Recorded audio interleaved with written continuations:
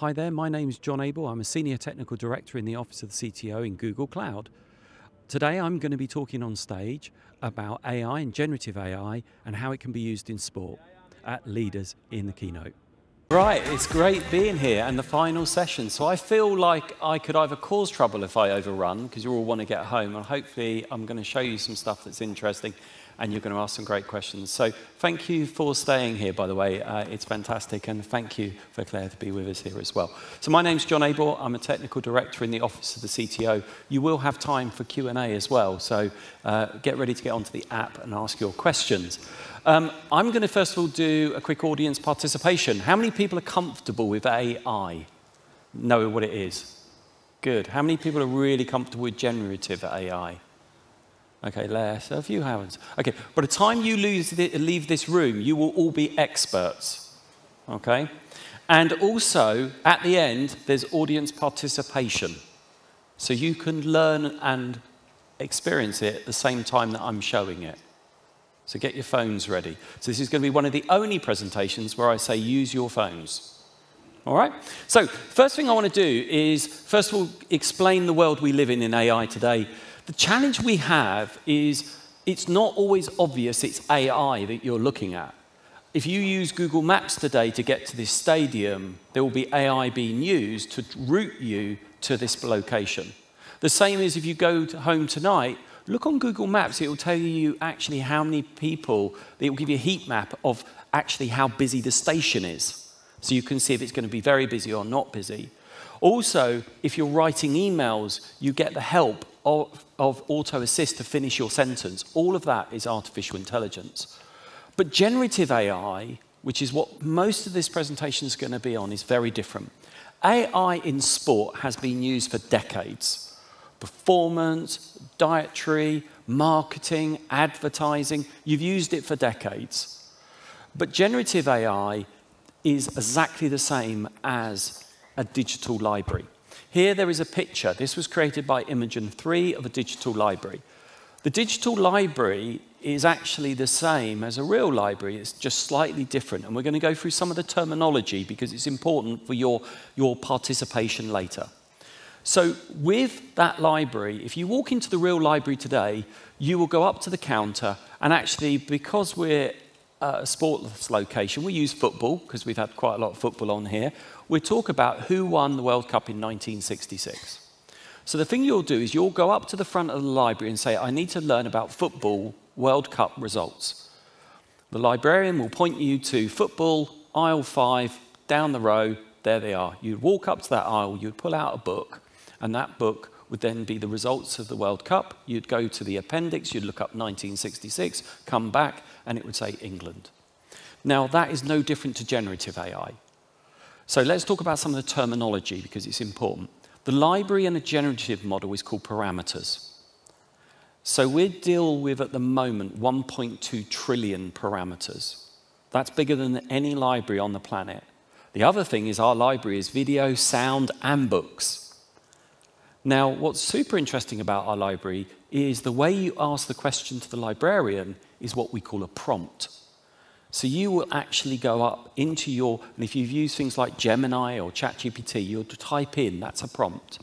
And then the output will be an output prompt. The amount of text you put in, or images you put in, we call tokens. So parameters is the library, prompts are the questions, and tokens is the amount of questions. All good? Everybody with us. So we've got the library. The thing we already know, it doesn't matter which industry you're in, there's many routes for this library to help you. It could be being creative, creating branding, imaging. It could be summarization, taking new regulations. And I do a lot in motorsport, so I take up the annual regulations of the FIA, I can compare them to last year, I can look for exactly the differences, and I can get insight. Could be discovery. How are other sports performing? How are they actually compare? Could be automation. And this goes across everything you do. One of the things we talked about was cleaning stadiums. You could have automation in cleaning stadiums. You could actually have the way you engage with fans. We're in this world where we're calling it multimodal. What that means is I can actually talk to videos I can actually engage with content that is structured and unstructured in any form I want. So just to bring this to life, I'm going to show you 2 videos. The first one is a technology that DeepMind have shown to the world. This is what's coming to you at some point. This is called Project Astra. So I'll let the video run, and then I'll explain what you've just seen.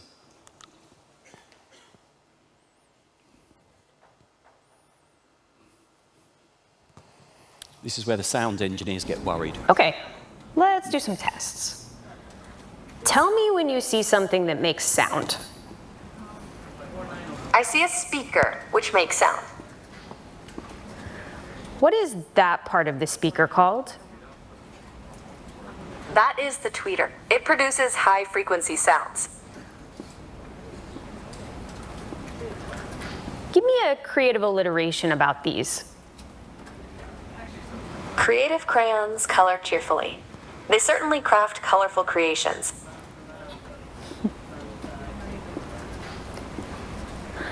What does that part of the code do?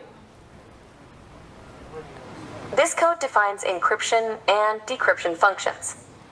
It seems to use AESCBC encryption to encode and decode data based on a key and an initialization vector, IV. That's right. What neighborhood do you think I'm in? This appears to be the King's Cross area of London. It is known for its railway station and transportation connections. Do you remember where you saw my glasses? Yes, I do. Your glasses were on the desk near a red apple.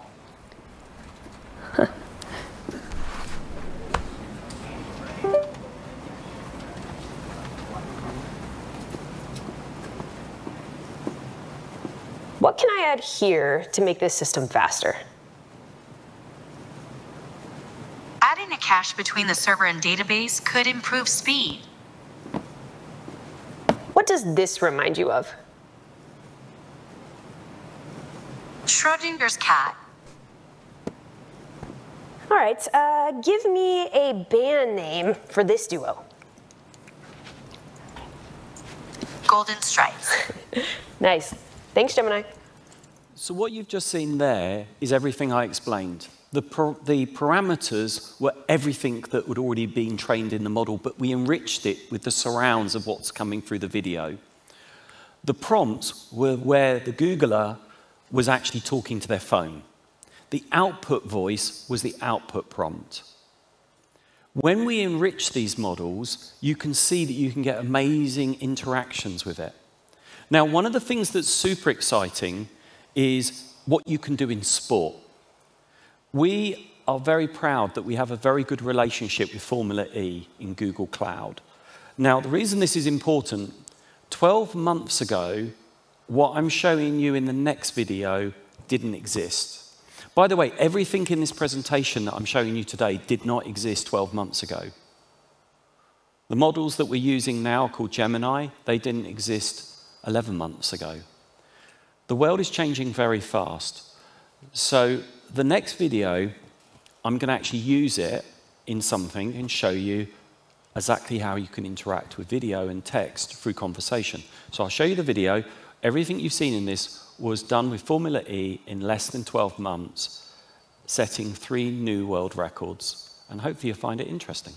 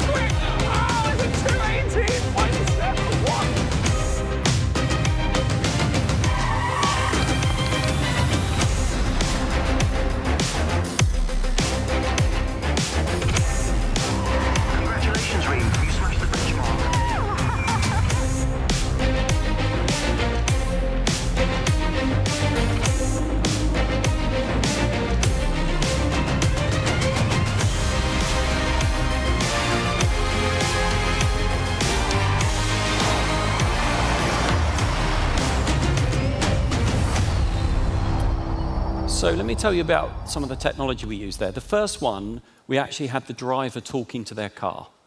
Telemetry data was coming off the car, and we were translating that into a voice conversation through the headset of the driver. The second one that you saw, we did the same for the fastest 0 to 100K, which was set in Saudi by a fantastic female driver. The next one was the world's largest AI hackathon, which is 1,100 people in London this year, so only a few months ago. Now, what I want you to do is, if you want to participate, I want you to take this QR code there, if you want to take a picture of that. And everything I'm going to show you now, you can do. This is an experiment I'm going to show, but you can access it. And the other tool that I'm going to show, called AI Studio, is real. So they're both real. You can all log on to them, and you can follow along with me. The only thing I ask you to do is, when you press the word generate and you play your video, please don't do that, because everybody's going to get noise. All good? You ready? So if we can flip to the laptop, please. There we go. This is where you all see my password. I get worried because I can't remember it. Right, so this is called AI Studio. Now, you remember I talked to you about parameters. The model Gemini 1.5 up in the corner called Flash is the model I'm using. That's the latest generation. Remember I said about tokens, the amount of content I can provide. This video was the video that I showed with Formula E. Remember the very passionate video about Google Cloud? It's 1 minute long. It's 18,000 tokens. We can put an hour film in with this model. We can also put in 2 hours of video. We can now are actually doing research at 10 million, which is 10 hours of video. We can put all of that content in. What does it actually mean? Well, I can actually have a conversation with this video. There wasn't a lot of text shown, and there wasn't a lot of commentary. So why don't I just have a chat with this video and see what we can find? And hopefully some people in the room will find this interesting for your businesses going forward. By the way, you could do this when you leave here today. You can go onto AI Studio. You can do exactly what I'm doing, okay, with your own content. So first of all, we're going to say what sponsors are visible. Now, the way that this works is, in less than 2.5 seconds, it's come back with all the sponsors in the video. Why? Every one of those sponsors' logos is in the library. So it just looks for that video streaming, and it goes and identifies the thing. That's interesting. What about, could we work out the airtime of each of those sponsors? So let's do that. Provide, let's go in there again. By the way, I'm dyslexic, so if I do spelling mistakes, you don't have to call it out. I've trained this model to be able to work with the way I code, because it's very user-centric. So it actually knows if I spell wrong, it will correct it. And being dyslexia weak, it's very handy. So let's do provide sponsors with estimated airtime. Now, interestingly here, I haven't told it what airtime means. It knows airtime means the amount of time that that content was visible. What it also, I didn't say to it, is sponsors. How did it get a relationship between logos and the word sponsor? The way it got it is, in the library, the nearest content to the word is what it guesses is the answer. You as business leaders know the questions to be asked. You as business leaders know the possible answers it should be. Everything I'm showing you here today is for you, not for the technologists. This is your time to use technology. It's super important that you learn. What I'm doing at the moment is asking questions. We call that prompt tuning. Wouldn't it be really good, though? What about, and I've pre-saved this one, but it's just me typing. What about if I did the same again? One of the people that I spoke to upstairs said to me, it'd be really good if you could tell me not only the estimated airtime, but also, was the logo prominent in the video, or was it low? So now what it's done is it worked out the visibility. Was it a low visibility, easy to see, high visibility, or medium visibility? And it took less than 2 seconds. this is a very manual task today in the world of media. This is something that technology will be able to do.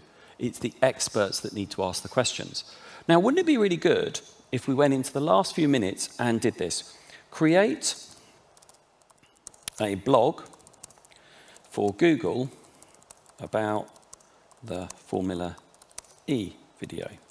So I'm now going to ask it to create me a blog of, oh, lost my network. I'll do it again. It's because people are probably currently logging on. Just do it one more time. It wouldn't be real unless it went wrong. So there we go. So it's created me the blog. There we go. The future electric Google fuel cars. How about, should we create a podcast of that blog in 3 clicks? Should we do that? And by the way, this is the bit where you can join in. So let's take this text. Take any text you like or any document, and we'll just take that. We'll copy it, and we're going into this technology called NotebookLM. We do 3 clicks and we'll create a blog. Click 1. I can now upload a document, a link to a website, or I can copy in text. So I can now copy in my text. I've now loaded that in.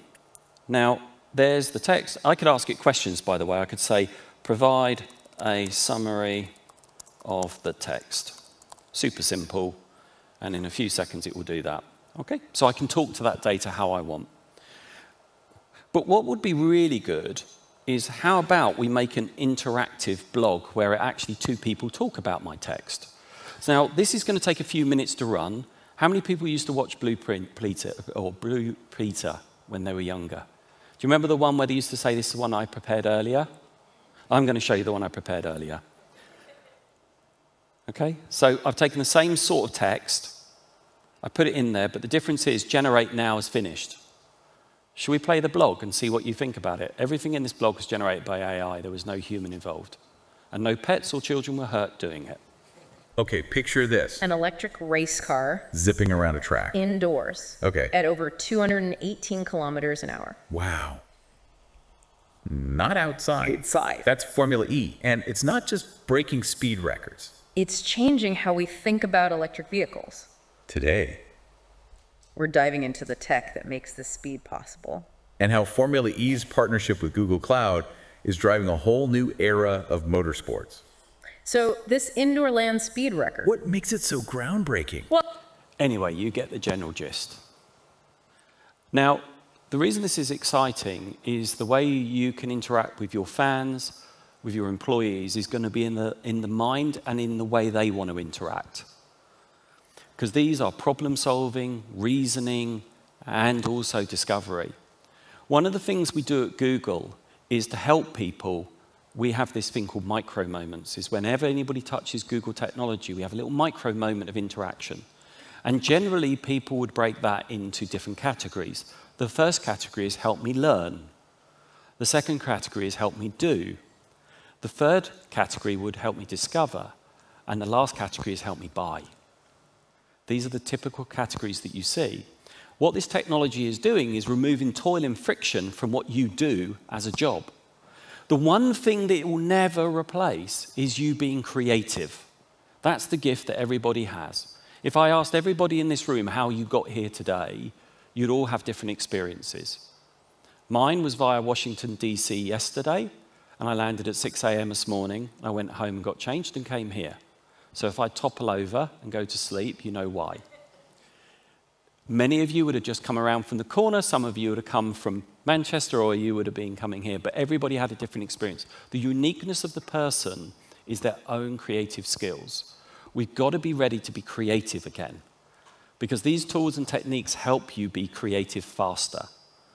So hopefully you got a little insight into the world of AI and generative AI. And what we can do now is go into Q&A. So we go back to the previous slide, which has got the little QR code, and I'll leave it up. That's called NotebookLM. You can all download it. Hopefully they'll put the slides back up in a second. There we go. I'll leave that up there, but I'll come over to you. And please ask any questions you like on the digital platform. Thanks, John. Great presentation. So as John said, I think you will be able to ask questions if you want to put them through, and I've got, hopefully this technology works. I'll be able to answer them. So first off, for me, amazing, learned a lot, and obviously had a great conversation before. But when you're looking at AI, particularly as a leader in sport, where'd you start? Because there's so many user cases I could see just in that 10 minutes. Yeah, I think, first of all, there's two things that AI does fantastic, and we use them heavily at Google. The first is it helps you remove toil or friction from the job you do. Google has one of the highest ratio of employees to end users on the planet, which means we scale through technology. So it not only helps you remove friction, but it also helps you scale. Those are the two things. So anything you do in your business that is friction or needing to scale, AI can actually assist you in that journey. Excellent. We've not got much friction at Manchester United, so we're fine with that. Are you sure about that? I'll let everyone else comment. OK, so I guess, again, keep your questions coming in, because at the moment it looks like most of them are for the ones before, because they're mentioning Ed Sheeran, which I think is probably less relevant for you. I can't even answer that one. Right, me neither. Too old. OK, so I've got a little project off the side of my desk, which is all around developing or redeveloping Old Trafford. So if you look at a stadium, I have lots of people coming to me telling me all the amazing things that they could do or that we should consider. Again, just talk to me a little bit around what the stadium of the future could look like in 5 years' time. I think the first thing about the stadium of the future is the stadium starts before the stadium. If you think about most fan journeys, we're desperate to get before they're a fan. We're desperate to get them before they enter the stadium. We're desperate to keep connectivity after. So I see a stadium as a device. I don't see it as a stadium. And what I mean by that is get used to adding many services to your device. So a stadium of the future will be a device where you use the appropriate apps and technology. That could be that it could be the way you clean it. It could be the way you do security. It could be the way that you get the fans in and out. It could be the way you maintain it. All of these aspects will be different services. So if you think about if you're using a Pixel phone and actually you go onto Play Store and you download your favorite app, the stadium of the future will be an app that you download the appropriate apps for the stadium of use. Excellent. And you talked about fan experience there, and obviously there's the traditional fan experience, particularly in football. But what are some examples that you would see that would be very different and maybe set apart what we could potentially do at Old Trafford from what we see today of the stadiums? I think the one that still sticks with me was at the Formula E in June. There's a lot of international participants turn up, and they're new fans to the sport. They don't know the rules. They don't necessarily know how the sport is organised, because it is different to any other motorsport. We had using this technology, we had a fan integration tool called a FanBot. And what it allowed them to do is talk to it in voice in their own language. So they came up in their own language and it responded in their own language. It was the most popular tool of the weekend because people, if you go to most stadiums, go to most events, there's a common base language, which is the country it's in. French, English, Italian, German. What they could do is actually take pictures of what they were reading on a sign and then inquire, what does this actually mean? And actually, that was a really eye-opening moment where we removed barriers for people to get immersed in the sport. Because we're all trying to get new viewers, new fans, new people joining. That allows you to remove barriers. And also, what I was most impressed was the person that used it the most, the daughter of the father said he doesn't use technology, he doesn't like it, and by the way, he won't talk to it. He spent 45 minutes talking to the computer, and we had to actually ask him to come off because he was caught stalls in a queue. And the reason why, it was personalized to him. It was personalized to his language, it was personalized to his tones, and it picked up those subtleties. And it was answering questions that they wanted answered. It was hyper-personalized. So that's what's going to be the experience. So moving on now to the football side of things. Obviously, we're trying our best to work our way up the table at the moment. So when do you think we'd be able to use generative AI in football? I mean, one thing that's fantastic about football is you've got a very rich data set.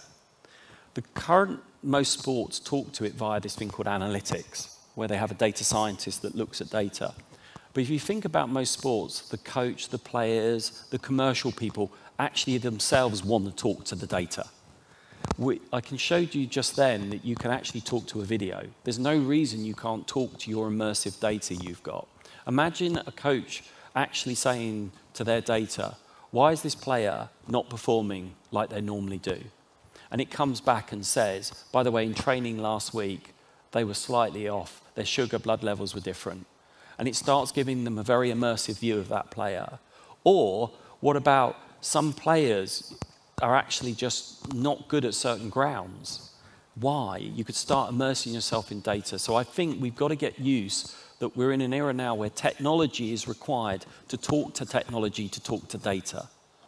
And it's the expert of the questions to be asked are the people that are going to be critical going forward.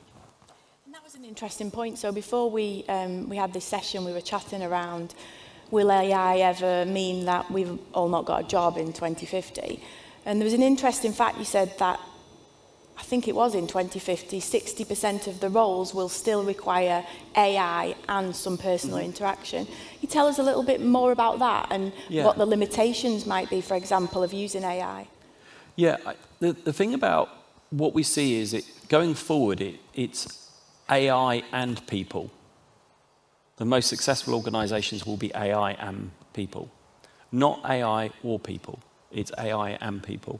What we know is through some research that we published a few weeks ago in the European Union that above 60% of people will be using AI in their job function.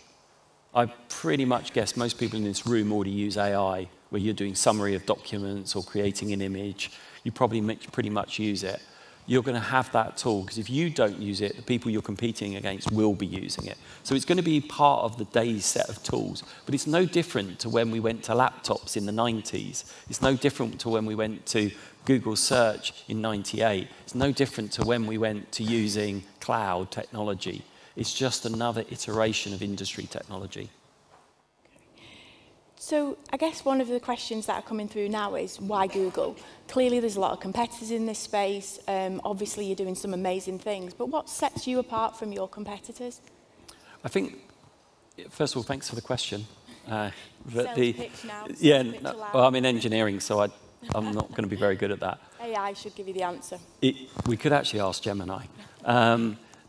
The key here is actually that you've got to think about, if you think about Google, we've been using AI at scale since 2001, 23 years, not 2 years or 4 years, 23 years. We were an AI company nearly a decade ago, AI first. We have to use it in our business. We also realize we have to invest in research. We have a very large research team, and it's a very proud moment that AlphaFold, Demis, who leads Google Research, was a Nobel Prize winner this week. That is a fantastic moment. If you don't invest in research, which we invest in, and you haven't been using this for multi-decades, it's really hard to catch up. This is a cornerstone to our business, and in engineering, we all use it every day. So it's part of our DNA. Good. I'm sold. If you come and speak to me about the stadium, I'll have a good session with you. So moving on now, interesting question that I thought of as well, from someone in the audience.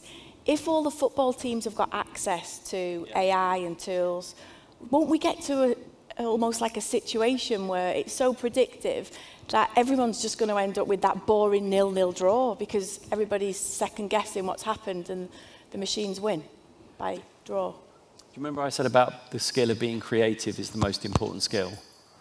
The thing I'm always amazed is when sports people play their sport or do their sport, they have moments that have never been created in time before. They've come up with it in the spur of the moment. They made a decision that technology may not have made because they've read it in a certain way. We can't allow that to be replaced because that's the bit called excitement. And that's the bit fans want. So one of the key here is, just like it's AI, people and AI, sport's no different, it's sports and AI. And I think one of the things that I feel is going to be important is what would be achieved now going forward. What will sports people do that they can't do today?